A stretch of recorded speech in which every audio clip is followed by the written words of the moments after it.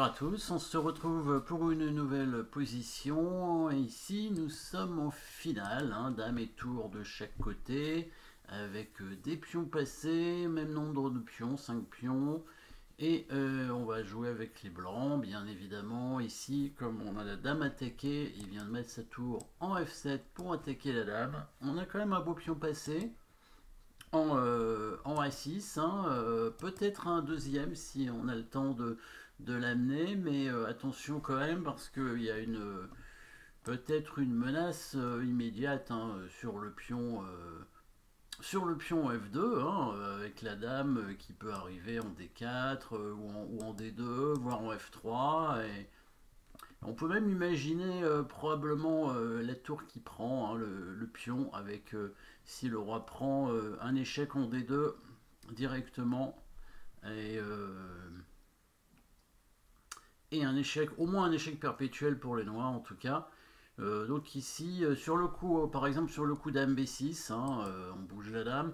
Est-ce que tour prend F2 va fonctionner? C'est pas sûr, parce qu'il y aurait quand même un échec intermédiaire qui permettrait d'échanger les dames et de créer un pion passé très avancé.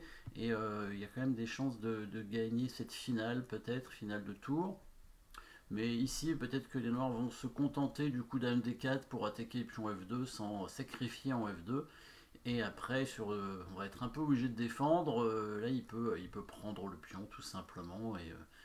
Et on n'arrivera jamais à amener notre pion à dame, si on garde les dames en tout cas. Et si on prend et qu'on ramène la tour en 1, et ben, il aura simplement sa tour qui va bloquer le pion ici.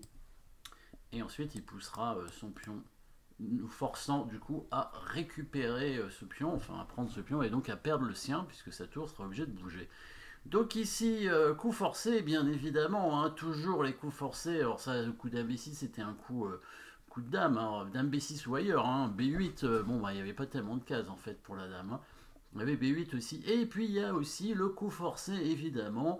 Et bien sûr, ça va souvent être le meilleur coup, la prise de la tour sur échec, bien évidemment. Mais quelle est la suite après?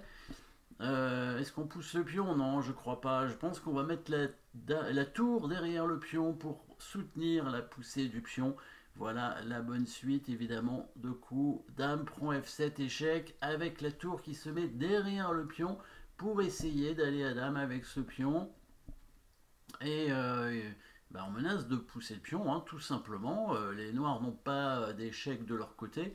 Ils ont intérêt très très vite à bloquer ce pion. Maintenant, qu'est-ce qu'on va faire? Parce que là, ils menacent par exemple de prendre le pion B4 et derrière, on n'a plus rien du tout. Donc il faut absolument pousser le pion B5 pour tenter donc d'aller à dame avec le pion A. Bien entendu, ça a l'air plutôt intéressant ici pour les blancs pour l'instant. On ne voit pas trop comment les noirs vont s'en sortir, si c'est possible. Et pourtant, ils ont peut-être la possibilité de s'en sortir en poussant le pion ici en E4. On va avancer en B6 pour forcer la dame à prendre. La dame qui ne prend pas d'ailleurs, parce que si la dame prend, évidemment, il y a le pion qui avance et ensuite on fait dame. Et là, les noirs ne peuvent rien faire. Oui, il joue le coup forcé, bien évidemment, dame G7 qui attaque la tour ici. On va quand même être obligé de bouger la tour avant d'avancer les pions.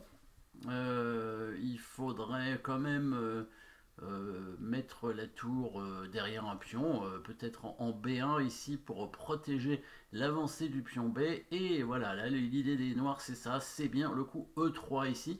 Alors si on met la tour ailleurs qu'en B1, en fait la dame va l'attaquer. Alors on pourrait la mettre en D1 mais c'est pas tellement intéressant. Mais par exemple si on la met en E1, la dame va venir en C3 et va venir directement attaquer la tour. Donc là on va devoir bouger à nouveau avec la tour. Il pourrait même venir en B2. Alors s'il vient en B2, je pense qu'on va avancer en A7. C'est pas forcément si bien que ça.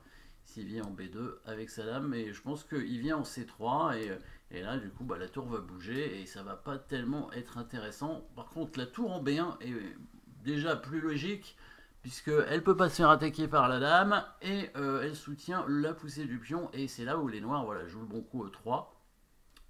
Donc a priori, on va pousser le pion en B7, soutenu par la tour, bien évidemment.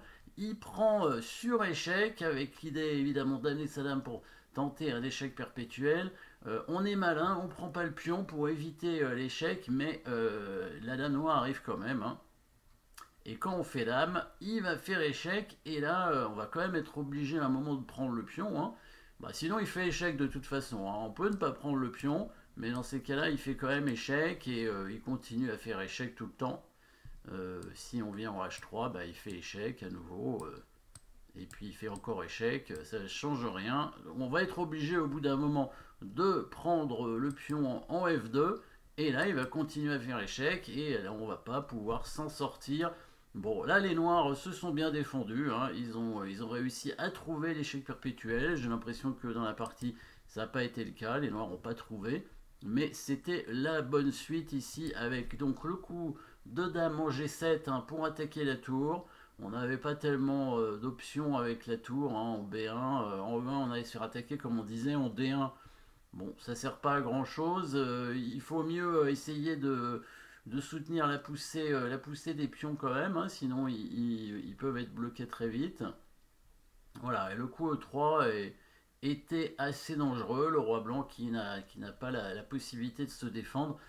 C'est important, hein, de venir attaquer le roi, évidemment. Quand on a une dame, il faut la seule façon vraiment de sauver une partie, hein, en finale de dame, c'est d'essayer d'obtenir un échec perpétuel, ou au moins de créer une attaque sur le roi adverse, parce que rien qu'une dame et un pion, c'est suffisant pour mater, hein.